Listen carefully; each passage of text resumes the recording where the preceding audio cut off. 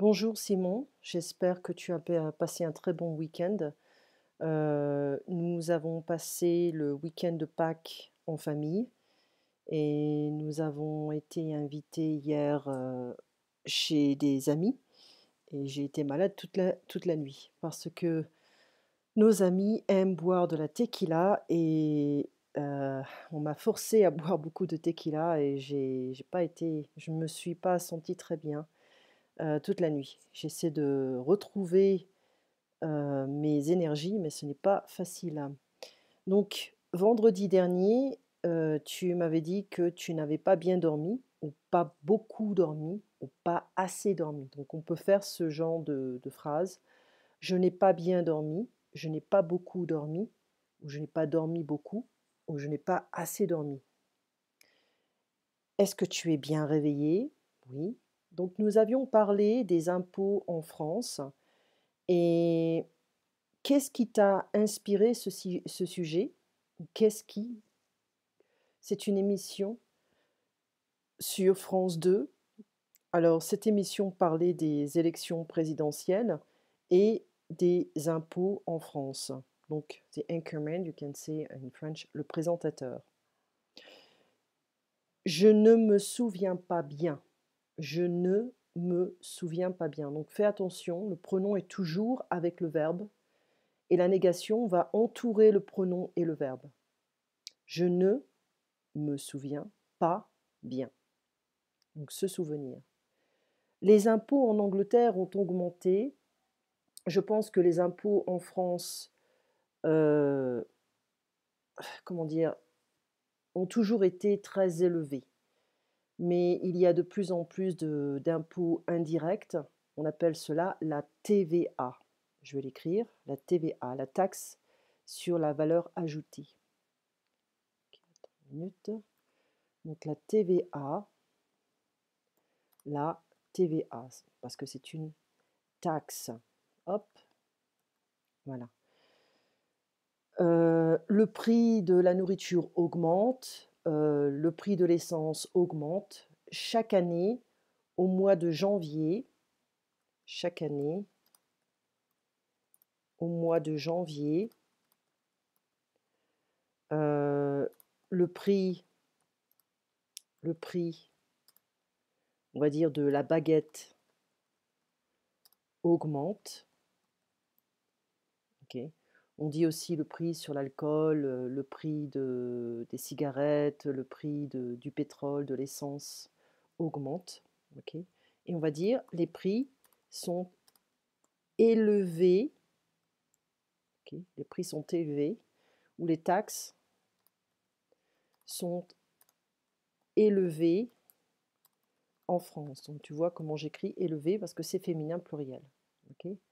Donc un accountant en français c'est un comptable, une comptable. Je ne suis pas comptable, j'ai horreur de ça. J'ai quelqu'un qui s'occupe de ma comptabilité, ce n'est pas cher du tout et je fais des échanges avec des cours de français ou avec, je peins également, donc j'offre des peintures. Hem, Quand j'ai le temps, je peins, mais je ne peux pas peindre quand je suis stressée ou sinon mes peintures sont moches. Donc les on avait parlé des papiers de Panama. Il y a beaucoup de gens, beaucoup de personnes riches en France ou en Angleterre qui investissent à l'étranger. Ok. Donc l'argent est investi ou envoyé à l'étranger. Donc on avait toute sa richesse, il n'y a pas de S, hein. Donc on avait parlé d'un de tes amis qui a... Non, ce n'est pas ton ami, c'était le père d'un premier ministre, je ne me souviens plus de son nom, qui avait envoyé toute sa richesse à Monaco. Donc il y a beaucoup de paradis fiscaux, c'est ce on appelle cela, les paradis fiscaux. Mon père, par exemple, il est italien, il a vécu toute sa vie en Italie et il a décidé, quand il a pris sa retraite, de partir à Chypre. Donc, mon père a décidé de partir à Chypre lorsqu'il a pris sa retraite. Parce que les taxes là-bas s'élèvent à 5%, je crois. Où est-ce qu'il est mon pourcentage? Voilà, 5%. Ce n'est pas beaucoup. Il était pilote de ligne. Il était pilote de ligne et il travaillait pour l'Alitalia. Okay. Et en Italie, les impôts sont très élevés également. Et il a décidé de partir à Chypre. Il a acheté un appartement et il a décidé d'investir toute sa retraite et tout son argent là-bas. Voilà. Il y a beaucoup de problèmes en Italie également concernant les taxes et les retraites.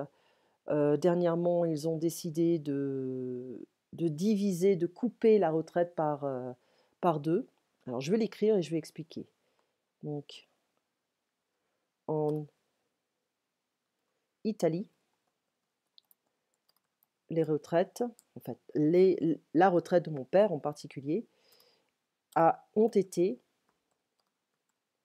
coupées, ça cut by, par 50%. Alors, je ne sais pas si cela touche tous les retraités, mais il y a beaucoup de problèmes à ce niveau-là en Italie. Donc il y a des avantages de travailler en Italie, mais il y a beaucoup d'inconvénients car les taxes sont très élevées également. Voilà.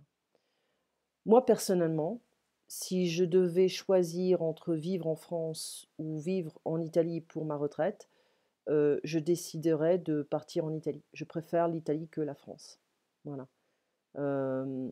J'aime bien la Toscane, j'adore la Toscane, mais j'aime aussi les petits villages dans la provincia di Viterbo, la province de Viterbe. Ça semble bizarre en français. Donc, il y a beaucoup de paradis fiscaux, comme le Luxembourg, en Suisse également. Il y a beaucoup de gens qui investissent leur argent en Suisse, beaucoup d'Américains également. Et le Portugal a des avantages fiscaux également, surtout quand on est chef d'entreprise. Donc, beaucoup de personnes avec un S, parce que j'écris rapidement et je ne fais pas attention. Donc, beaucoup de personnes avec un S ont eu des comptes au Panama. Personne ne veut payer d'impôts. Donc ici, aucun ne veut payer d'impôts, ce n'est pas correct en français. Il est préférable d'utiliser cette expression personne ne. Okay? Nobody wants to pay taxes. Okay? Se permettre financièrement is to afford something. Les représentants politiques, la plupart d'entre eux ont des comptes au Panama. Ils ont des salaires qui sont très élevés. Ils peuvent cumuler les salaires. Je pense que il y a beaucoup d'injustice sociale à ce niveau-là parce que il y a beaucoup, en France par exemple, il y a beaucoup de gens qui n'ont pas, qui ne gagnent pas, gagner is to earn, ne gagnent pas plus de 1500 € par mois. Donc il y a des avantages, mais la vie est très chère. Et il y a des avantages, comment dire, fiscaux et financiers. On peut avoir des aides financières par l'État, mais il y a beaucoup d'inconvénients quand on demande ce genre de choses. Donc c'est un peu lourd. Okay? It's a bit heavy to live in France. Vivre au-delà. Au-delà, it's beyond something. La médecine moderne. Donc on avait parlé de la sécurité sociale, de la santé. La santé est très bonne en France, mais cela, comment dire, cela change. Les services semblent meilleurs quand on va dans les hôpitaux privés, par exemple. Les hôpitaux publics, on a les services de base. On peut avoir des chirurgies qui sont bien faites, mais cela dépend où on va, parce qu'il y a beaucoup de mauvais hôpitaux. Je l'ai vu avec mes grands-parents. bon, ma mère a été opérée de la thyroïde. Thyroïde. My mom she had a thyroid surgery. Elle a eu une chirurgie, une opération c'était à Lille, dans un centre hospitalier universitaire. Donc il y a beaucoup de chercheurs, il y a beaucoup de médecins et de chirurgiens qui sont expérimentés, qui ont beaucoup d'expérience. Donc c'est rassurant. It's reassuring. C'est rassurant. Donc je vais enlever ça parce que sinon on ne va pas tout voir et je ne vais pas pouvoir écrire. Donc c'est rassurant. Okay. En général, le taux de natalité en France est de 1,5 enfants par personne. Donc ce n'est pas un taux de natalité très élevé. Okay. Il y a beaucoup de personnes âgées et donc les nouvelles générations, normalement, en travaillant, doivent payer la retraite des personnes âgées. Moi, j'essaie d'éviter ce système, c'est-à-dire que j'épargne, j'économise. Donc, j'épargne, j'économise pour ma retraite. Voilà. So I save money for my own retirement. Voilà. Il y a beaucoup de fonctionnaires en France, énormément, qui ont la sécurité de l'emploi et ils peuvent également cumuler plusieurs emplois et c'est interdit normalement. Donc il y a beaucoup d'abus. Il y a également les militaires qui peuvent prendre leur retraite très tôt. Moi j'ai mon oncle, enfin ce n'est pas un oncle direct, c'est le mari de ma tante, qui est la fille de mon grand-père, donc, et la sœur de ma mère, qui, son mari est gendarme ou était gendarme et je crois qu'il a pris sa retraite à 45 ans. Le fonctionnariat en France c'est une blague, c'est a joke. Il y a beaucoup d'abus également à ce niveau-là.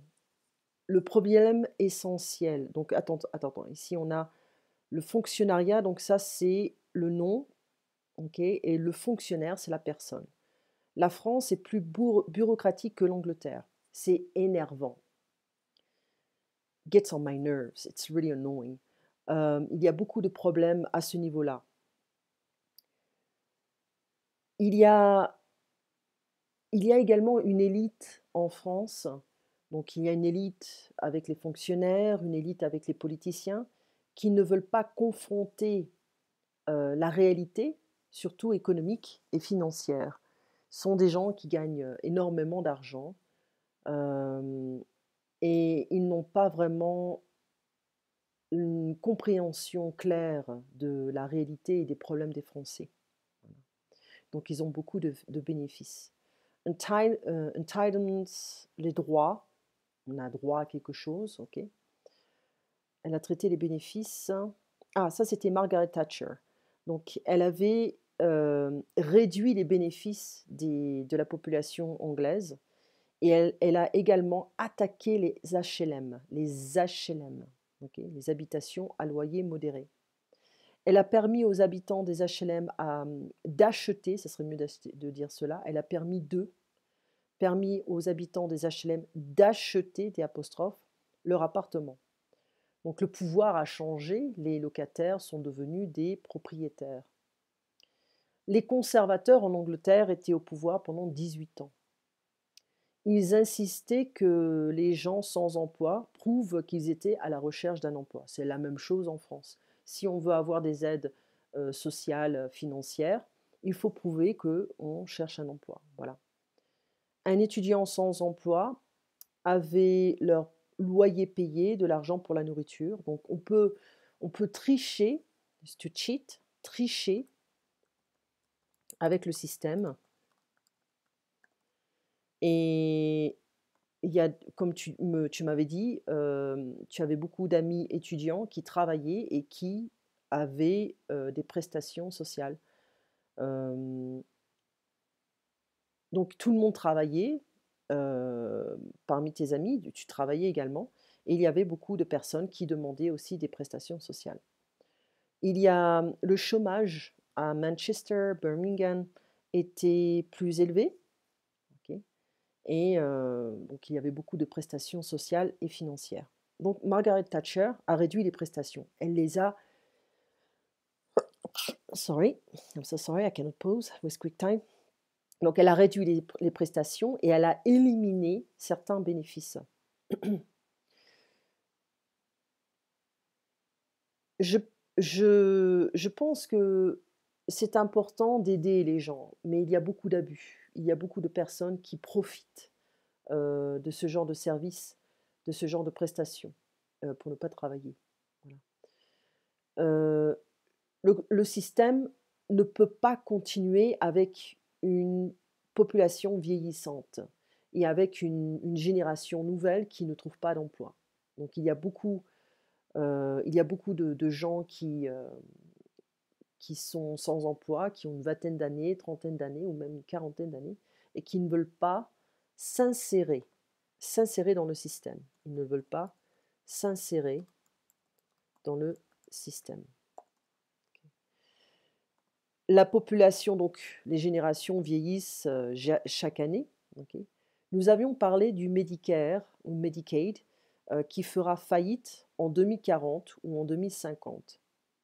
C'est très probable que la santé américaine va faire faillite ou s'effondrer, to collapse. L'Obamacare a donné la santé ou a offert une assurance santé à 20 millions d'Américains. Et beaucoup d'entre eux sont républicains. Donc l'Obamacare a permis à 20 millions d'Américains d'accéder à l'Obamacare. Okay. Donc, ou alors on va dire, le président a permis à 20 millions d'accéder à l'Obamacare. Donc il est difficile d'enlever l'assurance santé aux gens maintenant, donc ce genre de bénéfice, ce système d'assurance. La santé est très très chère aux États-Unis, mais si on peut avoir accès à des choses gratuites, pourquoi pas.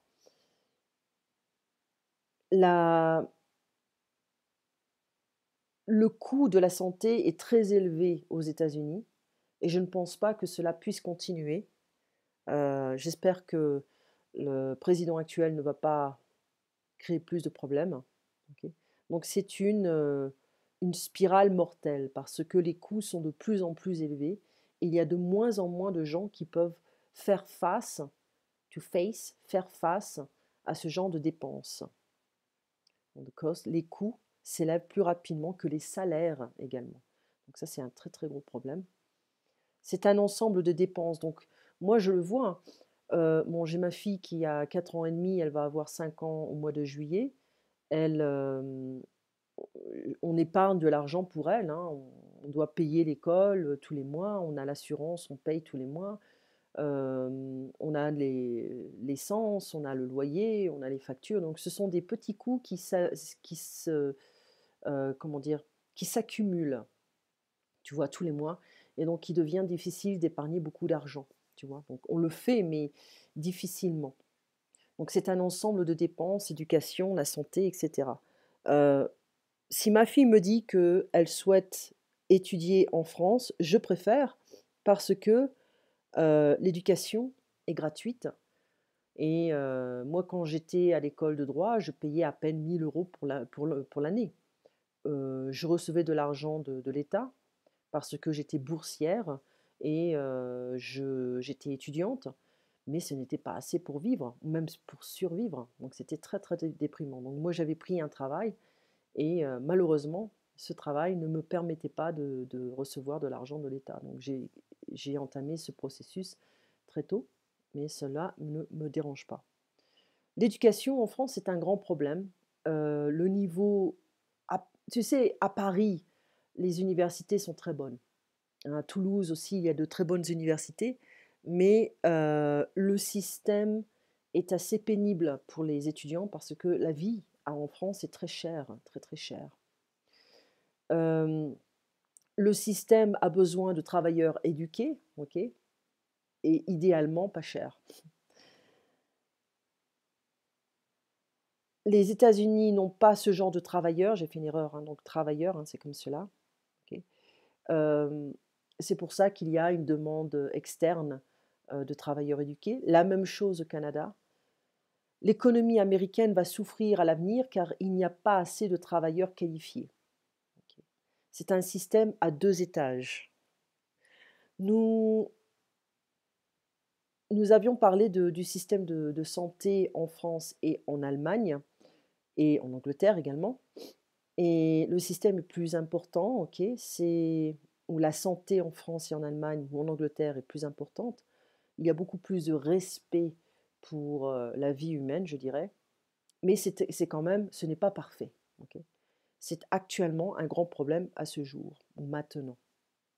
Si les États-Unis dépensaient moins d'argent, ou si le budget de l'armée était moins élevé, ok, je pense qu'il y aurait moins de problèmes. On doit investir dans des choses un petit peu plus concrètes au lieu de faire la guerre partout. Le salaire moyen aux États-Unis est de 50 000 dollars par an, comme ça, par an, sans cesse. La famille moyenne qui paye 5 000 dollars par an en espèces ou en cash pour la santé peut faire face à des problèmes financiers. Donc le problème, c'est le premium. Okay. Donc cet argent est sur le premium. Donc ils doivent payer additionnellement, en plus de leur mutuelle ou de leur assurance, ils doivent payer 5 000 dollars par an pour le premium. Okay. Oublions le premium. Okay. Donc 5 000 dollars avec un salaire de 50 000, c'est comme un impôt de 10%. Okay. C'est un impôt indirect ou c'est un impôt caché. Donc le premium est un impôt caché. Un employeur ne devrait pas payer pour la santé. Un employeur ne doit pas payer pour la santé. Cotiser is to save money every month, to pay for different services. Okay. Donc en France, c'est comme ça. En Angleterre, c'est comme ça. En Allemagne, c'est comme ça. Au Canada, c'est comme ça aussi. En Suisse, c'est comme cela également. Donc, on cotise pour payer les retraites, l'infrastructure, le chômage, la santé. Donc, ce sont des cotisations. Tu m'avais dit qu'en Angleterre, quand tu prends un rendez-vous avec le médecin, tu n'as pas besoin de carte vitale. Tu parles à la secrétaire, tu prends ton rendez-vous et tu vois le médecin et tu ne payes rien. Tout ce que tu dois faire, c'est t'asseoir avec les infirmières et les malades. C'est moins luxueux que les cabinets de médecins américains, qui se font une fortune. Hein. Et nous, en France, on a la carte vitale, c'est en fait ce sont des informations privées pour chaque personne. Cela ne permet pas de payer, simplement les informations privées de chaque personne, pour chaque personne.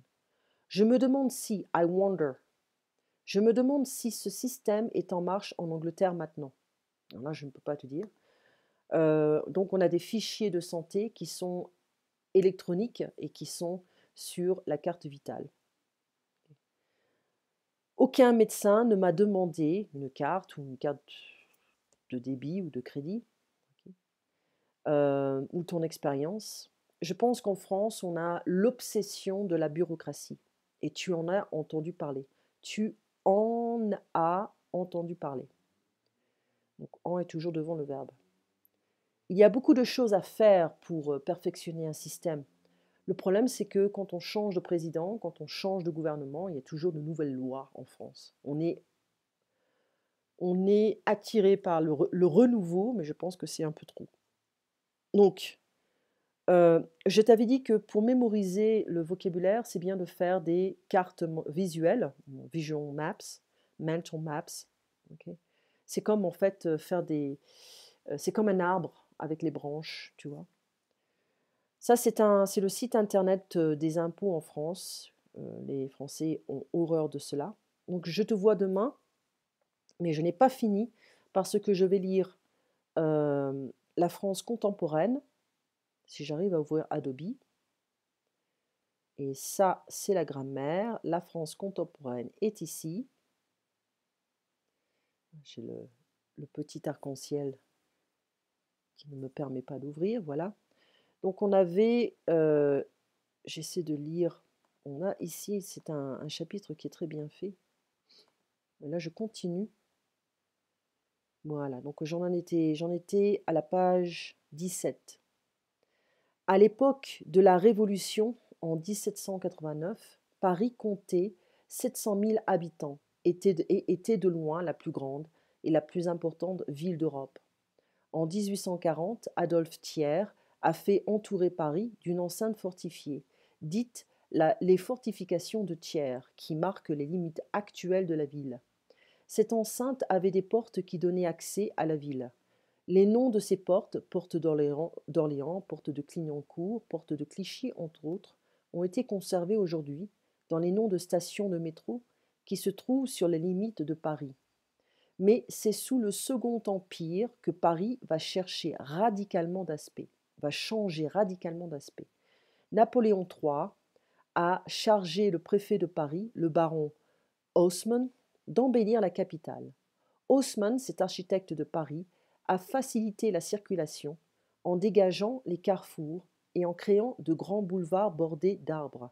Il a amélioré le réseau d'égouts souterrains, il a fait éclairer les rues au gaz, remplacer les pavés par de l'asphalte, démolir les vieux quartiers et aménager des espaces verts comme le bois de Boulogne, qui a une mauvaise réputation en fait, avec les prostituées.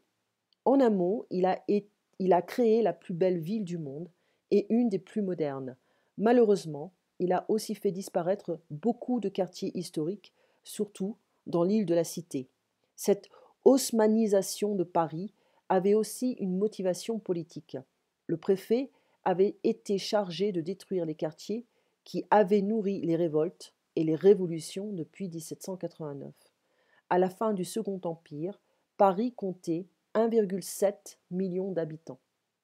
Le tournant du XXe siècle 1900 a vu l'ouverture de la première ligne du réseau ferroviaire métropolitain, le métro. Voilà le phénomène qui a le plus contribué à l'explosion de la population parisienne. Grâce au métro, il allait être désormais possible de traverser Paris rapidement et de se rendre au travail plus facilement. En 1910, Paris avait la même population qu'aujourd'hui, 2,6 millions d'habitants. Intramuros, cela veut dire à l'intérieur des murs, en latin. Les murs n'existent plus. Les fortifications de Thiers ont été démolies en 1919, après la Première Guerre mondiale. Mais l'expression intramuros subsiste pour désigner les limites de la ville.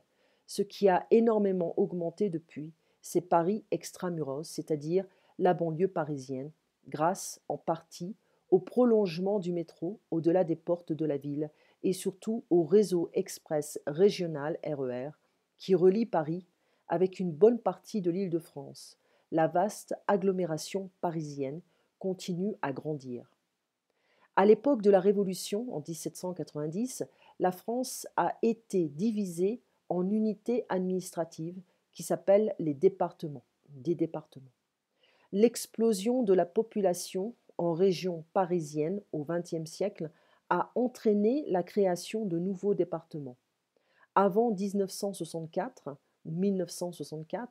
Paris était entouré par un grand département, la Seine, grand département, oui, la Seine-et-Oise, Seine-et-Oise, on ne va pas dire Seine-et-Oise, on peut le dire, mais ça semble un peu bizarre, qui comprenait avec la Seine-et-Marne toute la population de la banlieue. En 1964, ce département a été découpé pour former la Petite Couronne et la Grande Couronne.